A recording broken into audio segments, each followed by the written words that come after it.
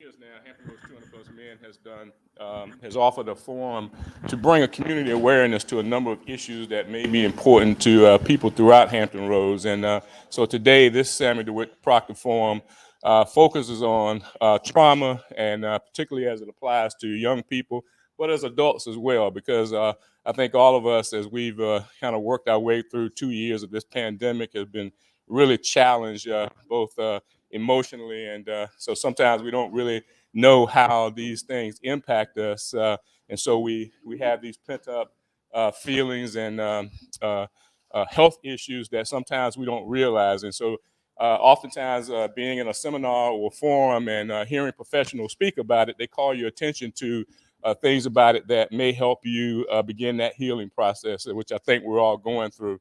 So this morning we have a forum on the healing from trauma and the mental health, and we want to thank Dr. Nicholas Spears for joining us this morning. So I'm going to ask Ryan Kendall to come up and introduce him.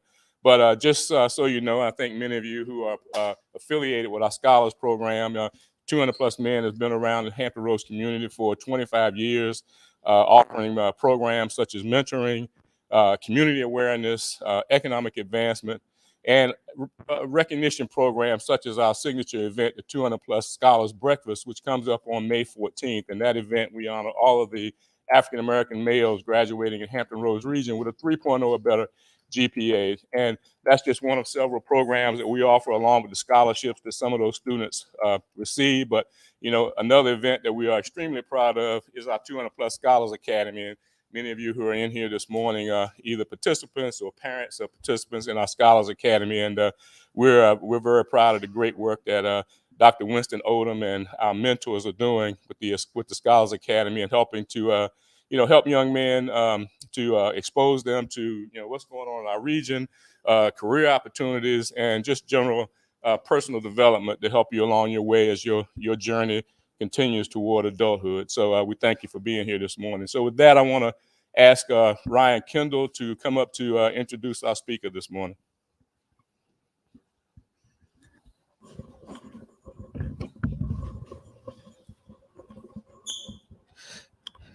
Good morning, everyone.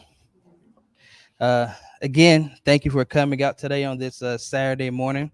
So, with everything that was going on, we felt it was very timely to have a conversation on mental health.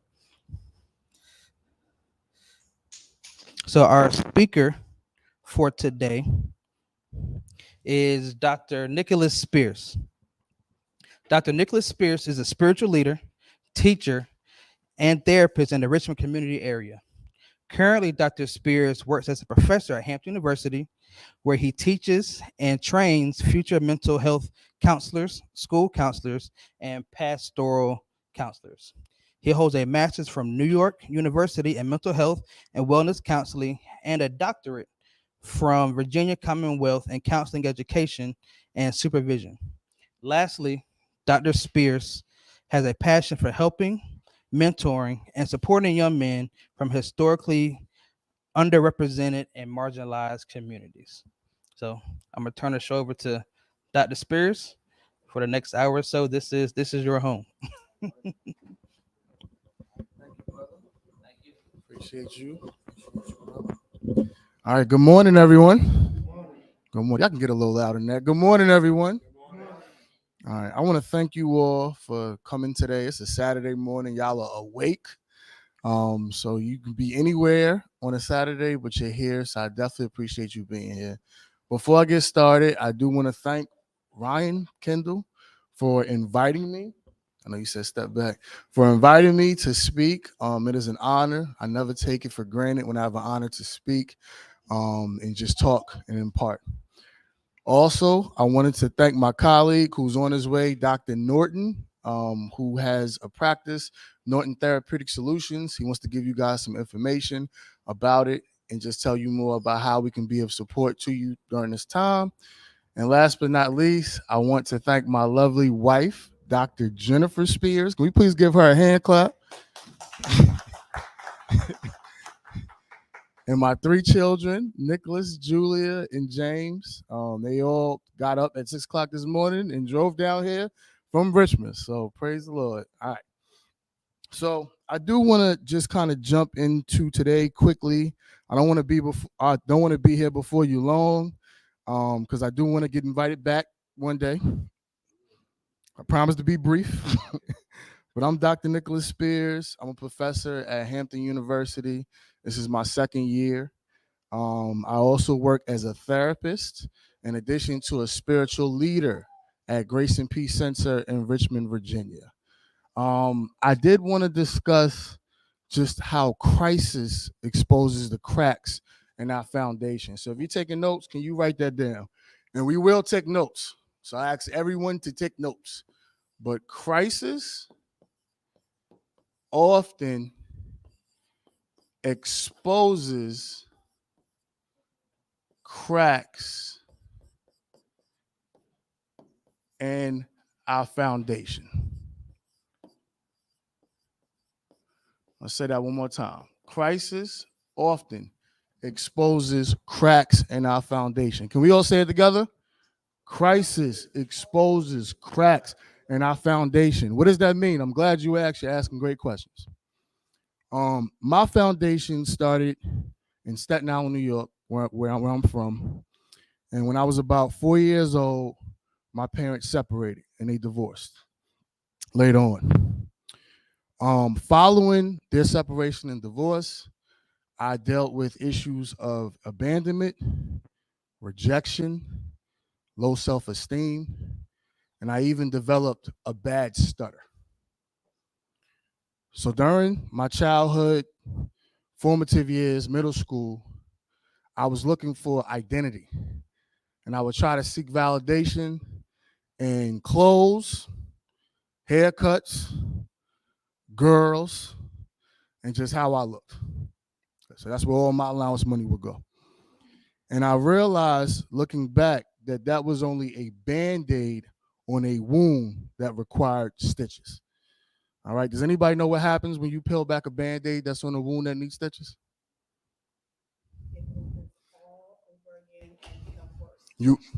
Absolutely. You reopen the wound. And not only do you bleed on yourself, but you bleed on those around you. So as I stated, my parents separated when I was 4 years old. And I wouldn't see my father again until I was 16 years old.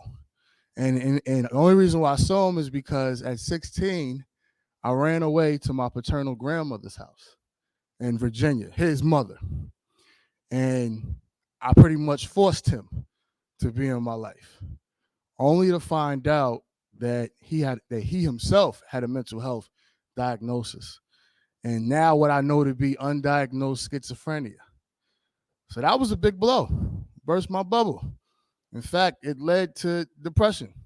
I lost motivation, got in trouble, hung out with the wrong crowd. And eventually, in my senior year, I was expelled from high school. Expelled. However, because of my grades, they allowed me to graduate. So I graduated, and my mother gave me an option. She said, either you go to college or you be homeless. So I chose Morgan State.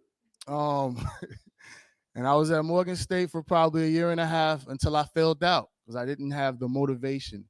And it wasn't until I became a father at 21 years old that I developed a sense of purpose. My son Nigel, who's not here today, he's in New York.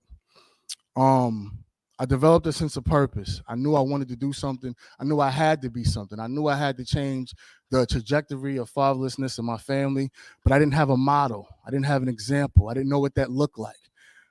So, my faith definitely helped out a lot, but it wasn't until I recalled the moment where I had to seek therapy, and I had to go to a therapist. So in the session, my therapist helped me come to the understanding. She unpacked my life, and I shared with her that at 4 years old, my parents divorced, but it was because they got into an argument over me asking for food.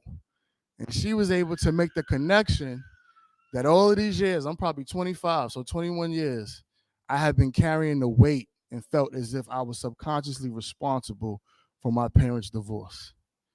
she freed me with the following words: "It's not your fault." And she literally helped me heal. Since then, I've been on a path and a trajectory to help others heal. Went on, got a master's from NYU in mental health and wellness counseling, a doctorate from VCU in counselor education, and now I'm currently a professor at Hampton University helping other counselors help people heal. So, with that being said, I do want us to take a questionnaire. There is a questionnaire that we're going to take. But before we do, there's a mantra that I subscribe to. And I know it's a struggle for some people to talk about things that are sensitive. Some people are looking at me right now like, brother, you just told all your business. You cannot heal a wound by pretending it's not there. If you're taking notes, please write that down. What is nice, by the way. You cannot heal a wound by pretending it's not there. Let's all say it together. You cannot heal a wound by pretending it's not there. Often in our communities, we attempt to heal wounds by pretending they're not there. In fact, I don't know if you grew up in this household where what happens in this house stays in this house. Therefore, we don't feel comfortable talking about things that affect us, that impact us in life. There's such a stigma. In fact, I know with the new generation, that stigma is changing. But in the previous generation, if you told somebody that you had a therapist, you would ask for a check. Check, please. I'm ready to leave. But you cannot heal a wound by simply pretending it's not there. In fact, in most cases, what we've gone through, it's not about what's wrong with you, it's about what happened to you. Because if what happened to you didn't happen to you, you would be somebody completely different. I'm going to say that one more time. All right? Sometimes it's not about what's wrong with you, it's about what happened to you. Because if you didn't go through what you experienced, you would be somebody completely different. And therapy is powerful. Therapy, I'm an existentialist. It causes you to have a reset. When you begin to heal from the wounds that you have endured and experienced in life, you now become the version of yourself that you would have been if you had never gone through trauma. Therapy is powerful. But you cannot, come on, let's all say it together. You can't, I know it's early, but we're going to say it together in unison. You cannot heal a wound by pretending it's not there. All right, so there's a questionnaire and a survey that we're going to take in a minute. I do want to give you all some background about it. It is called the ACE questionnaire, which stands for, I guess I'll write it down, Adverse Childhood Experiences. So essentially, and I'm about to tell my age a little bit here, Barbara Walters. Anybody remember who Barbara Walters is? Anybody know who that is? 2020? All right. You've been here for a little minute. Barbara Walters. She came out with this segment on obesity camps, or what we call, the incorrect term is fat camps. So obesity camps. And they noticed that the camp worked. All right. So that means that these teenagers would go to the camp and they would lose weight. And they noticed that these individuals, about half the group, would put the weight back on when they went home. And they couldn't understand, why is this program effective for some people and not others? So they came out with this ACE questionnaire that measured trauma and adverse childhood experiences. And what they noticed is that if an individual answered yes to 4 of the questions, they had a proclivity for certain life outcomes. All right? Physical problems, cardiovascular disease, diabetes, that's sugar for some folks, hypertension, high blood pressure, all right, cancer, and even early death. In addition, they noticed that the individuals that answered 4, or yes to 4 questions also had a likelihood for incarceration, divorce, and obesity, health problems again. And it's just 4. When they give this questionnaire to minorities, our people, black men, that number jumps anywhere from 6 to sometimes 8. All right.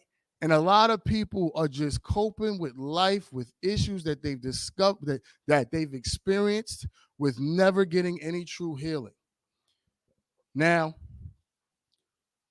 some of what we're about to read, I just want to warn you, it's triggering, and it's sort of like an iceberg. All right. Where's the greatest mass of an iceberg? Somebody help me out. The greatest mass of an iceberg. At the bottom, underneath the surface.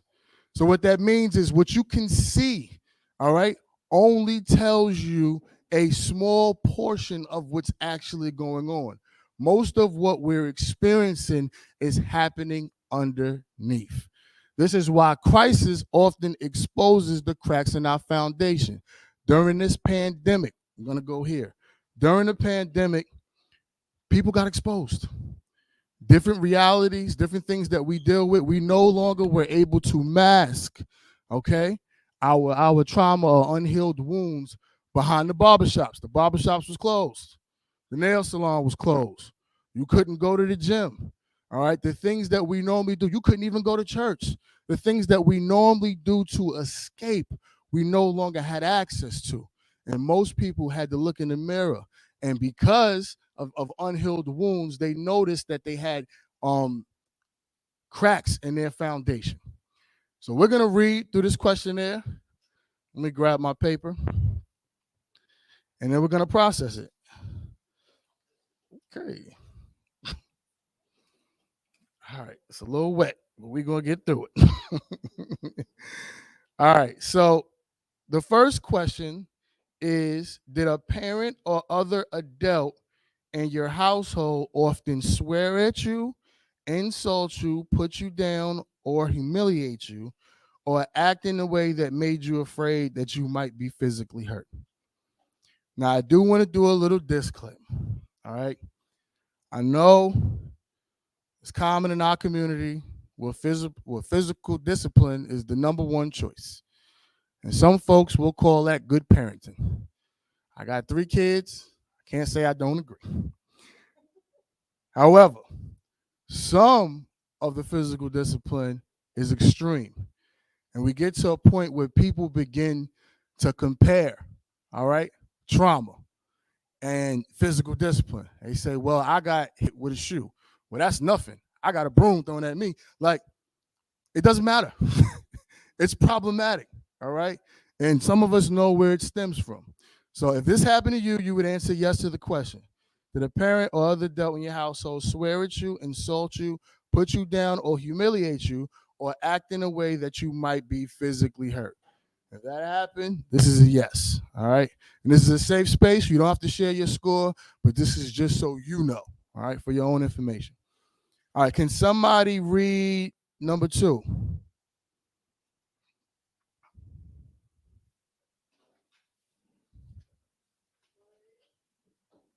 And you can read number 3, sir. Thank you.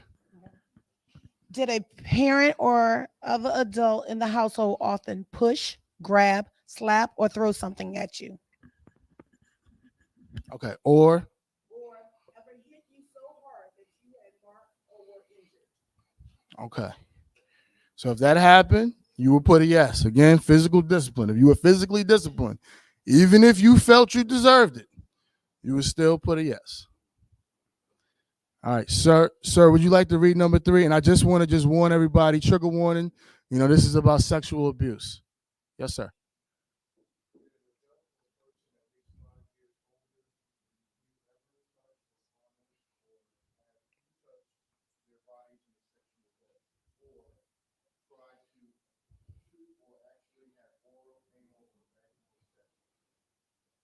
Okay. So I do want to highlight that there is a dynamic that does exist where a young man, and we have majority young men in the room, will have sex or engage in sexual activity with an older woman or an older teenager. And that counts as well. I know it's a rites of passage. People pride, themselves on this happening. But the problem is that your brain doesn't really develop until 25. And most women are at least 2 years ahead, even though you might be the same age. So in other words, those women know what they're doing, and you may not. All right. Can somebody read number 4? Yes, sir. Did you often feel that no one in your family loved you or thought you were important or special, or your family didn't look out for each other, feel close to each other, or support each other? Okay, if that happened, you will put a 1 for yes. A 1 for yes. All right, can someone read number 5?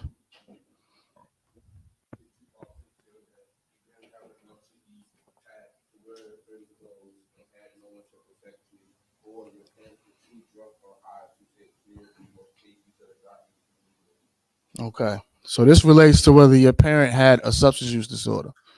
So whether they had some type of addiction. Okay. Can someone read number 6? Okay, you will put a yes or no. I do want to highlight something real quick when it comes to separation and divorce. We live in a culture where, marriage is not necessarily the standard in some people's life. We have a lot of, relationships and, co-parenting that's happening. What I do want to highlight something, and I find it interesting, I haven't researched it yet, but I plan on it, is the term anxiety in the Greek language means divided or split, or some would even say separated. In multiple directions. And when you think about the dynamic that takes place, all right, and even my own personal story, I developed a stutter because of anxiety after my parents separated. Your parents essentially represent the foundation to who you are. And when you have it separated, your time is split, your love is split, your affection is split. And in my case, because my father abandoned my family, a part of me was missing that I was searching for. So if your parents were ever separated, divorced, and this even includes if they were never married, you may possibly have a proclivity for anxiety. All right, can somebody read I'll read number 7, because this is a little biased, all right? This was done in the 90s. So was your mother or stepmother, it could have been your father or stepfather, often push, grab, slap, or had something thrown at her, or sometimes or often kicked, bitten, hit with a fist, or hit with something hard, ever repeatedly hit over at least a few times, or threatened with a gun or a knife. I've had people ask, does this include if she tried to run him over with the car? Yes, it does. All right. So if that happened, you would put a yes. All right. Can someone read number 8?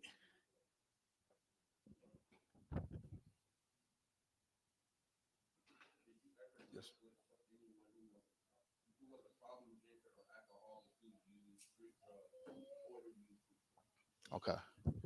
So this includes if anybody in your house had a substance use or some type of addiction. All right. Can someone read number 9? I think the brother in the back, you've been raising your hand a lot, so I'm gonna call on you.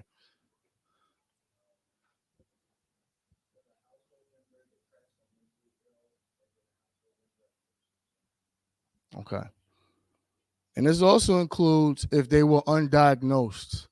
I know we have a lot of undiagnosed relatives and family members that may have never received treatment, but you had an idea that something was wrong. There's a stigma about the angry Black woman. It might not be anger. She might be depressed or suffering from something. It's just not a person's personality. Things don't just it's not about what's wrong with the person, but something may have happened. All right, can someone read number 10, the last one?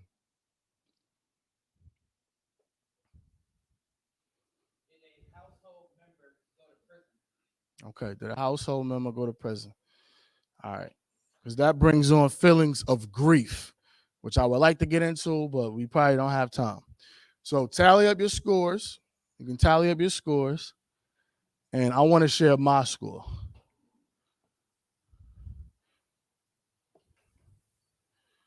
Out of 6. A 6 on that list. And they say a 4 is all you need. So I'm above average in terms of trauma. Which is why I need therapy twice. All right, twice. I had to go twice. And I still go and seek support and help. All right, because I understand, this is a lot to be carrying. We're human. We're not designed to go through these experiences without having any consequences. I still need help. I still need support, even though I am a supporter.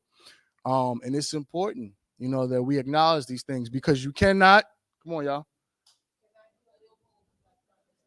Let's all say it together in unison.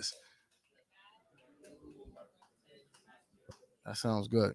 All right. So I do want to take the rest of the time to process what this was like, what this experience was like. I didn't want to be before you long and then give you some information. Dr. Norton, we're going to give you some information on how we can support you. So do we have another mic? Okay.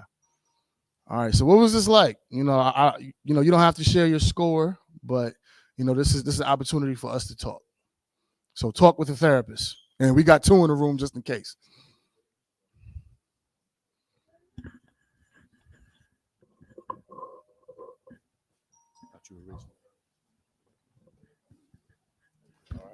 Hey, good. Can you guys hear me? Test.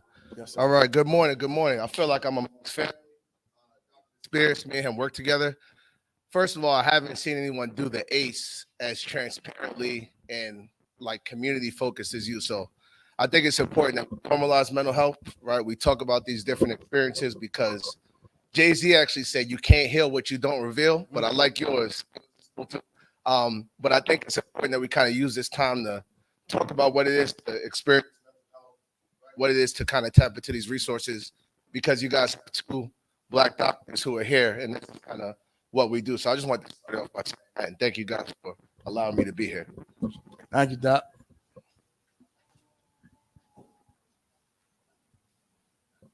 All right, any comments? Yes, sir. So I know that we were talking about domestic traumas and traumas that we usually experience inside the household, but most of my trauma wasn't. Well, I've had some like traumatic moments. I wouldn't say that they happened inside the house though. I've had a lot of moments where it was like outside the house, where it was like people my age that were like putting me through stuff or like said stuff to me that really hurt, and it stuck with me for a really long time. So that's another way of like that I think about like childhood experiences. Like most of my childhood experiences come from outside, like at school or on sports teams where people like discriminated against me or people made fun of me a lot because I'm a bigger kid. So that happened a lot when I was younger. Thank you, I appreciate you being transparent about that. Thank you. What you speak to is, negative messages that we received over the years that become thoughts that we have to fight our whole adult life. Sometimes just identifying the root, like you just did, knowing where it comes from, can sort of help you to take every thought captive, all right, and hold on to it and really hold it up to see whether this is true, Where did this come from? I have to do it myself. Before I speak, I'm often reminded in my mind about my stutter and as a kid. And I have to tell myself, I'm going to be anxious for nothing, but I'm going to experience peace, which surpasses all understanding. And, the purpose is to really take your thoughts, hold them captive, all right, and really ensure, like, is this true about me? And it's a fight. I appreciate you bringing that up. All right. Anyone else would like to share what this was like? Did you know these things? Yes, sir. And to speak to what you were saying, use the mic. Yes, for the live. And to speak what you were saying about kind of those negative messages that you got, you seem like a fly dude, right? So you want to challenge those thoughts. People can say what they want, but it's really from the internal. So whatever they're saying, challenge it, like Dr. Spears is saying, and kind of promote that positivity, because how we think impacts how we feel, and how we feel impacts how we act. So you seem pretty fly to me, man. Keep. Absolutely. All right, anyone else? I know this is putting you on the spot. It's a large room, but this is a no judgment zone. Especially after I done put all my business out there. Somebody better say something.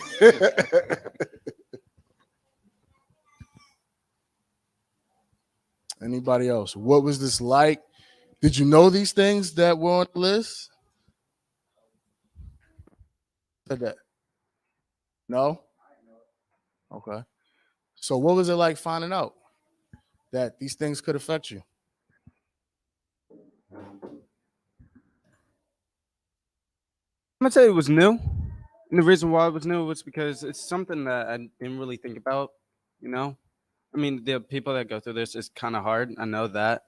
I haven't really gone through it myself to my memory, but it's surprising to know that people go through it and it's hard. Yeah. Thank you for sharing that. I appreciate it. All right. Anyone else? Any adults in the room?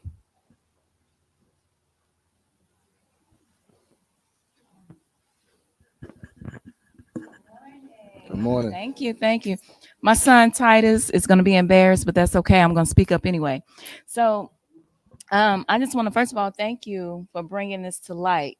I went through the questionnaire and I saw a lot of things that I didn't realize that were problematic for me, and I know I have done those things to him and didn't realize it because it was just something we did in our family with our culture.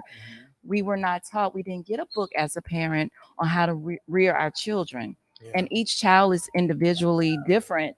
So you have to adjust according to that situation. Yeah. As a single mother we went through the divorce, we went through the domestic violence, everything you listed, I was like, oh my God. Yeah. And I felt a certain way because I just didn't realize that this was going to impact him later. So then I'm pushing and pushing and pushing. And I'm like, wait a minute. He didn't even know that this was an issue. What am I pushing? So as a parent, I think it's very important that we really uncover those things that we need to heal and not have all these different expectations, especially for our sons. Yeah. And because it's breaking them, I think, in a way. Yeah, absolutely. Thank you for that. You know, I appreciate you sharing that. You know, you dropped so many points just now. I don't know if I could address all of them, but you know, just in terms of recognizing, you know, some of the legacies that we've received from the previous generations, some that we're passing down. I don't know the old story, but it's a story about you know, a family on Thanksgiving, and before they would make the turkey, they would always chop the legs off, you know, of the turkey. So, you know, they would prep this whole turkey and then chop the legs off. So they would do it from like 5 generations, and they couldn't understand. So, you know, I think the millennial generation or Gen Z started cooking, and they said, wait, hold up, we hungry. Like, you've been cooking for 3 days. Like, you mean to tell me you got to chop the turkey legs off now? No, put that in the oven. So they asked, why do we do that? And they discovered that 5 generations previously, somebody's grandmother didn't have a big enough pot. But it's just been passed down from one generation to the next. And you know, being a single mom, you know, raising kids is hard for 2 people. And I think, you know, single mothers, like they have to play so many different roles and wear so many different hats. So, you know, definitely give yourself grace. Definitely commend you. If there's any other single mothers in the room, can we please just give y'all a hand clap for what y'all do and bringing your sons here on a Saturday, because it's big, because you're investing. All right, I think someone in the back. Yes, ma'am. Hi, good morning. Good morning. My son, Edward, I have another son named Jay. He's thankfully, he's in the Air Force right now. But in reading the list and identifying things in my own life, I understood that before I could raise my children, I had to raise myself. To break the cycle that was always already present within my family.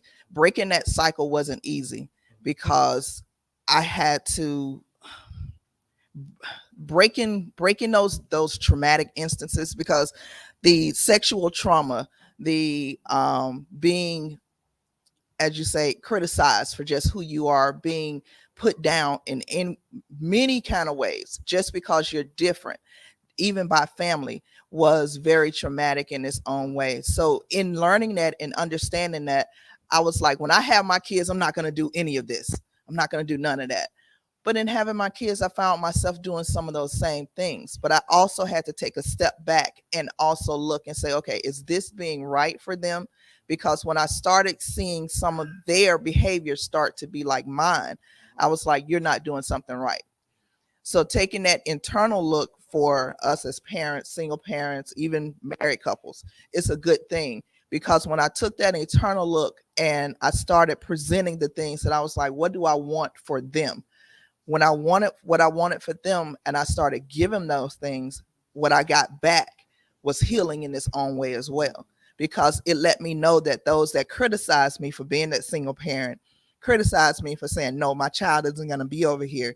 I'm going to make this move to stay in this more expensive place, this more expensive area, because I don't want to carry every day. I don't want to have to carry just so I can protect my child.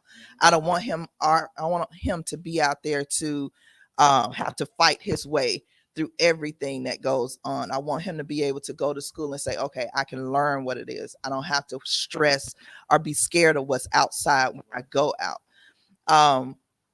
And I saw that change within my kids and what they have, because in answering this questionnaire, and I saw what he answered, he was like, no.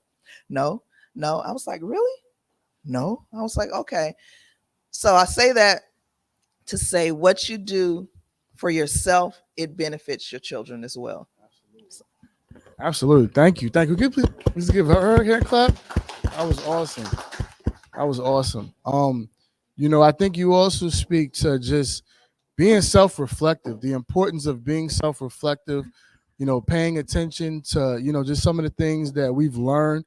As I always say, some of it is taught, some of it is caught, but we pass it down to the rest of the generation. When I think about just some of the values that I wanted to place on my kids, I realized that my mother and her village was raising me for a world that doesn't exist anymore. And we're raising these kids for a world that we don't even know about. So, the goal is, we have to change. We have to constantly be self-reflective. So I definitely appreciate that wisdom. Thank you. Anyone else want to share? Yes, Brother Ryan. We actually have a question from social media. The question is, I see some of this in my stepchild. How do I help them? Wow. That's a heavy one. Because, blended families are complicated. They're complicated. And I think people want to, I guess, have this expectation that, okay, we're going to try our best to make this situation as normal as possible. And abnormality shows up. I think when you have an expectation for abnormality to show up, it makes it more realistic, and you know how to address things, and things don't necessarily catch you off guard. That's a roundabout answer to just kind of describe and just say, patience is definitely key, and just learning, being open to learning. It's very complicated. Sometimes I think, there's so many different moving parts.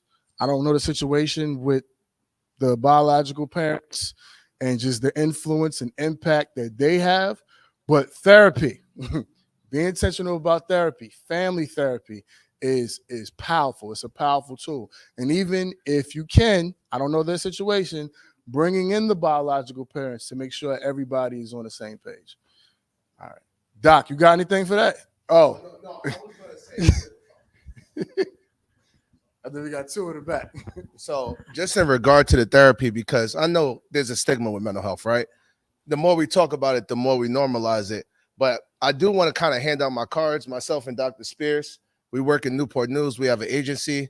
I do my thing on TikTok as well, trying to promote like mental health and innovation and stuff like that. So as you ask these last two questions, I'll just be going around. If that's okay, just giving out our cards and things like that. All right. Yes, ma'am. In the back. Sorry. Hey, good morning again. Good morning. I got like a lot of situations that I can identify too. I'm divorced. And I don't have stepkids, but my ex-husband's stepkids call me their bonus mom. it's a situation. And for the person that is asking about having stepkids, you maintain your consistency in their lives, maintain who you are, and be consistent with it. Don't, when their attitude acts up, you don't act up. You have to maintain, because if you don't, then it gives them a reason. You have to also understand that they're bringing in another household with you. So the things that may be going on the back end that you don't understand are things that you can't deal with, but you can deal with and control who you are in the situation which you are. And amazingly enough, that young man or young lady who you well, she said son, sorry, the young man that you have will see and understand, because it's gonna be a situation that just brings about a whole entire change. So be consistent, stay loving, and amazing enough, they will address and recognize that. Absolutely. Thank you so much. Appreciate the wisdom. There's so much wisdom in the room. Are there any other questions, any thoughts, any reactions to this talk, this discussion? Because I mean, it operates on so many different levels. Everyone has a different situation, that they're dealing with. So this is an opportunity for you to share if you would like to. Yes, ma'am. Mm-hmm. There's a lot of us Yeah. that has stepped up to take over as a maternal, Mm-hmm. from a maternal standpoint or a paternal standpoint. So my situation was with my son, Mm-hmm. and I have 3 grandkids. This is DeMarcus, the youngest of the 3, and we scored right at 4. Mm-hmm. The word there that you have on there, that sentence, "You cannot heal a wound by pretending it's not there," that's something we are still challenging now with DeMarcus. And as he proceed on through life, I hope today that this will help him to open up and just, realize that, hey, I've got to do this for myself anyway, and for his future and for his family, that history does not repeat itself. So there's a lot of grandparents out there, so I applaud all the grandparents. If there are any other grandparents in there today. Yeah, we just want to appreciate the grandparents. Awesome. Me and my husband did 13 years, and we had to adopt them in order to take care of them that long. Yeah. From one state to another state. Yeah. And he's done excellent well, really excellent well. From school, started out, a lot of problems, in his younger years, but he's graduated and moved on. Yeah. So I'm really proud of him. Yeah. Amazing. Amazing. You got a good grandmother, DeMarcus. Grandparents are important because they give you, I guess, experiences from a generation that doesn't exist. They give you, legacy and culture. I know I ran away to my granny when I was 16, and she had me with open arms, just giving me the love and support that I need. So thank you so much for all that you do. Appreciate you. All right. Anyone else? Any reactions? Any questions? You got anything, Doc? This is my wife, Dr. Jennifer. I don't put you on the spot. No? You good? All right. Yes, sir. Having spent many years in education and working with young people of all ages, right on from kindergarten right on through, well, even higher ed, where I've been an adjunct professor at several universities. The whole dynamic of mental health, coming from a person in the senior years, seemingly has changed dramatically. And it's really concerning. Even in the youth group that we have here, we have challenges among this group, which is multiplied multiple times, thousands of times out in the community. The whole idea of suicide, the whole idea of anxiety, the social media aspect where young people are willing to take their own life because of social media.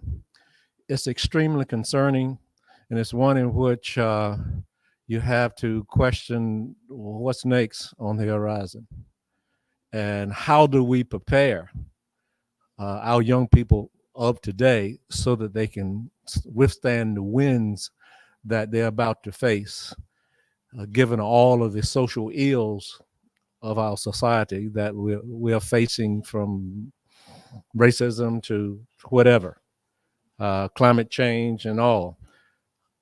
Any words of wisdom as to us as parents, as to how we can help guide our young people, especially what are the signs that we begin to look for to offset some of the traumatic experiences that they're going through. I can't even imagine being a teenager now.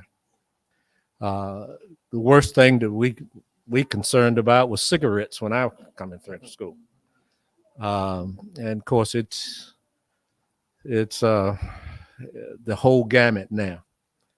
And it has to be extremely tough as a parent to raise a child, and even tougher as a young person going through all the experiences that they have to face on a day-to-day basis. Thank you for that question. Appreciate it. I'm pretty sure a lot of parents in the room are wondering the same thing. We've just gone through a pandemic. The added pandemic on top of that, isolation, virtual learning, feeling burnt out. On top of that, the different things that people face. I think the best thing, and I try this with my son, is learning how to listen. Learning how to listen as parents. I know I wasn't able to speak, when I was a kid, because children are to be seen and not heard where I came from. So, just really listening to him, listening to what he's going through, hearing his heart, because there is a lot of pressures now.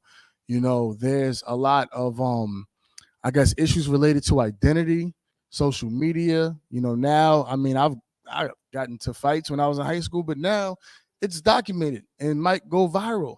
There's so many different pressures, that young people face that the previous generation didn't have to.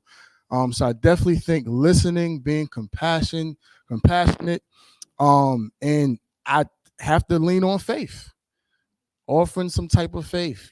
Faith is what sustains most people. It anchors most people. And even from a religious aspect, like faith, like we really live in a universe where we're not able to see and understand everything. Like, it's so humbling because we're finite. And, just when a person does have some type of faith that sustains them, that anchors them, it allows them to persevere and get through certain things, which is a lot different from religion and rules. But teaching people, about spiritual wholeness and spiritual wellness, making sure that you're taking care of yourself, your well-being, taking breaks from social media. Social media is addictive. It's addictive. It's hard for me to put my phone down sometimes. I'm scrolling and I see Dr. Norton dancing, because he dances on TikTok and on Instagram. But social media is addictive. I have to take a break on Saturdays. My kids are on electronics now to keep them quiet, but Saturdays we don't use electronics. We watch movies. We relax as a family and just really get to know each other. My 13-year-old son hated it first. Now he looks forward to it. So really learning how to take breaks. Yes, sir. Also, because I'll speak as a social media expert. I don't want to call myself an expert, but so I'll say social media, it promotes a lot of values, right? So fast money, fast cars, traveling, right? Everything is glorified. I think the best thing to do with this generation that's coming up, you have to know what you value, right?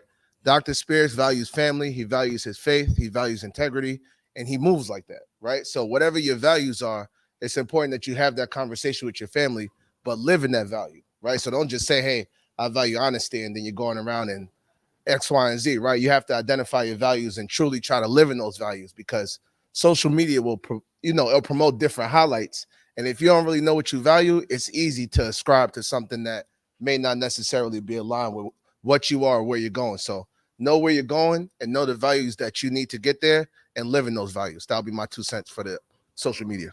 Yeah. That's a fact. People only show their highlights. You don't get to see all the L's they took, in between. But People only show their highlights. So I know the time is 10:30. I did want to take a minute, to answer any final questions, any final thoughts. Do we have anything on social media?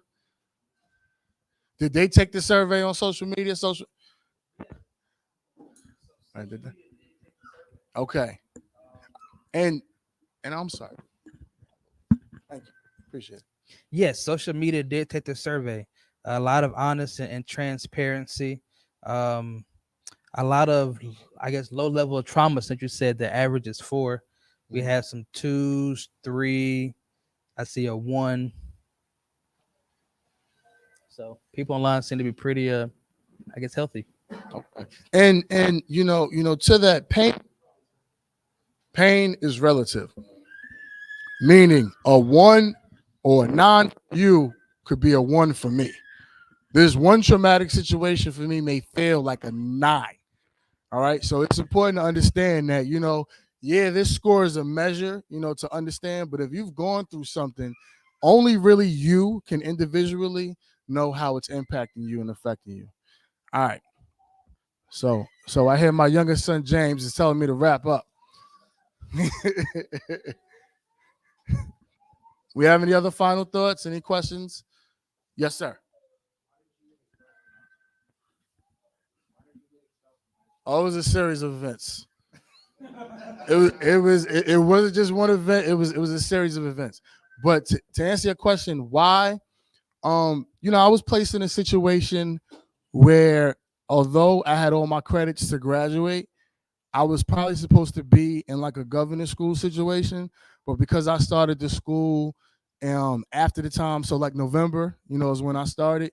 I didn't have an opportunity to do that, so they just put me in random classes. Was bored, having fun. I was young, from New York, in Cumberland, Virginia. So, it's a culture shock out there. It's different, but definitely hanging out with the wrong crowd, making wrong decisions, and just not really understanding how my hurt and my pain was affecting me. So, before long, after a certain amount of referrals, you got to go. So, they gave me the boot, but they did allow me to graduate because I had, the credits, and I'd still had a pretty decent GPA. I hope that answered your question. Senior year, got expelled. So I got somewhat of a loaded question for you. Yes, sir. So you kind of hit on it a little bit, but can you share, if you can succinctly, how trauma could put you on the path to committing crime or getting involved in criminal activity? And if someone is already on that pathway or journey, what can parents or the village or the community can do to help get them off of that path?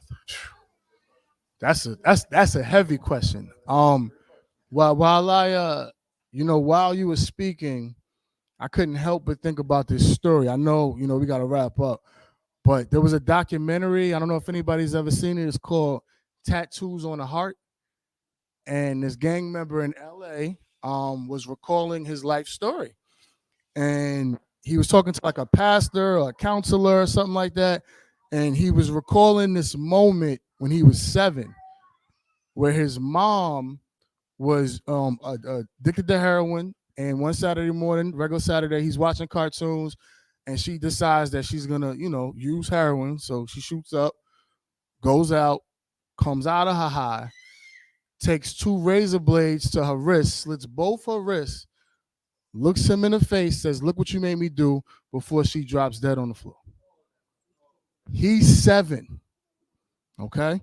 One of the hardest parts of being 7 is that he knows how he feels, but he doesn't have the language to describe what he's feeling. So he doesn't have family. He gets placed in the foster care system. He ages out of the foster care system. He gets caught up in gang life. He's looking for family. He's looking for acceptance, and they give him that. And in return, they have him out in the streets putting in work, committing crime. And it wasn't until that he recalls this moment that changed the trajectory of his entire life at 7 years old. and he began to heal from it because he talked about it, and he continued to talk about it, until it wasn't such a weight, over his life. So I guess the long answer, short, is having a community, having people who accept you, making sure your child is involved with people, that they aspire to be like, ensuring that there's togetherness, that there's connectedness, that there's acceptance around them, because that's essentially what people are looking for. And the crime and the gangs and the gang, like all of them are literally waiting, for new recruits and kids who are in similar situations that feel alone and as if they don't have a space. I know we were going to share, but we offer a virtual boys group for teenagers. I think the cutoff is 17. So from 13, 14 to 17, we have a virtual space. We meet every Tuesday at man, my kids are something else. We meet every Tuesday at 6 p.m. So just making sure that they have a space and that they have a community that they're a part of is essential. But thank you so much for that question. I hope that answered. I know that was long-winded. All right. Anyone else? Are we good to go? All right. So before we end, Doc, did you want to come up? All right. All right. So I know you have the business card in front of you, and I'm not sure what's on it because I think it might have changed up a little bit. Yeah, look a little different. But we do offer different groups. I know right now, there's the teenage boys group that I mentioned. We're currently taking slots for a single mothers group. So if you know any single mothers that can benefit, please reach out. In addition to individual therapy, as well as group therapy. All right, just to give you guys about the agency. So it's myself, Dr. Pierce, and there are about 4 other clinicians. So one thing, make sure that honestly, the agency is for our community. You know what I'm saying? I teach at Hampton University as Dr. Pierce. I had a chance to get about 13 years of experience working in different agencies, and honestly, they don't speak the same language that we speak, right? They really understand the trial community and our children. So it's really about us uplifting the community, youth innovation, but most importantly, cultural competence, right? All our counselors, we use clinical-based interventions, individual. We don't do family yet, but we're continuing to grow with things like that. And like Dr. Spear says, he runs that. I think it's a really good boys group for them to have that positive kind of outlet, that atmosphere. Earlier, you were talking about like trauma and gangs and things like that. So just to give you guys a little piece. So I'm from the Bronx, New York, single parent household, first generation college, low socioeconomic, et cetera, et cetera. A lot of gangs. I grew up in the 90s where they was, slicing people in the face, et cetera, et cetera, et cetera, right? Hurt people. Gang leaders are probably some of the most hurt people that you'll ever meet. So if you want better for your life, you got to be resilient. You got to be able to see past whatever your circumstance is. So don't fall to, the people who are hurt. Continue to, whether it's faith or whatever your motivation is, but stick to that motivation and try to align yourself with people with similar goals. That's how you really overcome those kind of situations. That's really all I gotta say. But I mean, this is really great, man. I feel like I'm with family. Thank 200 plus men for doing community. Seriously. All right. Thank you, guys. All right. So thank you all for allowing me to share what helped me heal. And I hope if there's anything that we could do to support you, please don't hesitate to reach out. We are here to serve, and we showing up for you guys. All right. Thank you so much. Appreciate you. Thank you, guys.